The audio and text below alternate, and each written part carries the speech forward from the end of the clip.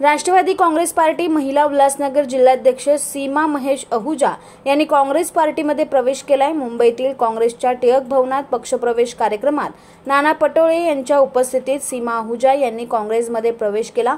त्यामुळे कलानी गटाला मोठा धक्का बसला असून सीमा अहुजा या कलानी कुटुंबाच्या निकटवर्तीय तसेच जवळच्या मानल्या जायच्या। यामुळे कलानी यांना येत्या विधानसभेच्या निवडणुकीमध्ये फटका बसू शकतो की नाही हे चित्र लवकरच स्पष्ट होईल। यावेळी उल्हासनगर शहर जिल्हाध्यक्ष रोहित साळवे, काँग्रेस सेवा दलचे शंकर अहुजा व ब्लॉक अध्यक्ष नानिक अहुजा व किशोर धडके काँग्रेस पार्टीचे कार्यकर्ते मोठ्या संख्येने उपस्थित होते। काँग्रेस पक्ष हा सर्वसामान्याचा आहे, छोट्या व्यापाऱ्यांचा आहे, गरिबांचा आहे, भोजनांचा आहे आणि त्याच्यामुळे सीमा अहुजा आज त्यांनी काँग्रेसमध्ये प्रवेश केला। त्या ठिकाणी काँग्रेसला बळकटी प्राप्त होईल आणि पुढच्या काळात काँग्रेस आज उल्हासनगर मधला सगळ्यात मोठा पक्ष राहील।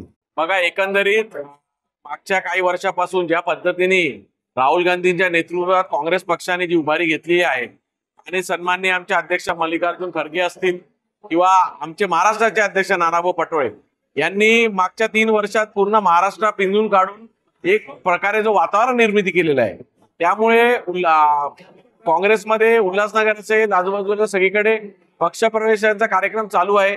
आज पण आम्हाला मोठा आनंद आहे की सीमा अहुजा मॅडम जी आहेत ते खूप ऍक्टिव्ह आहेत।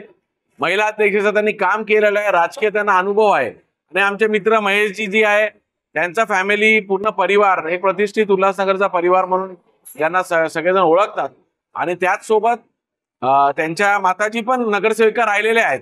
म्हणजे असं एक चांगला हे आम्हाला उल्हासनगरमध्ये एक चांगली ताकद उल्हासनगर काँग्रेसला यांच्या माध्यमातून भेटणार हे मला नक्की ठाऊक आहे आणि मॅडमला आम्ही सोबत मिळून नक्कीच उल्हासनगर काँग्रेसचा ताकद वाढवू आणि त्यांना पुढील वाटचालीसाठी मी आमच्या सर्वांकडून शुभेच्छा। प्रवेश करण्यामागे कारण असं आहे की मी माझ्या घरी परतली आहे, मला माझ्या घरात आल्यावर वाटते, माझ्या कुटुंबामध्ये आल्यासारखं वाटते आणि दुसरी गोष्ट म्हणजे माझे सासरे हे काँग्रेसमध्ये समाजसेवा करत होते।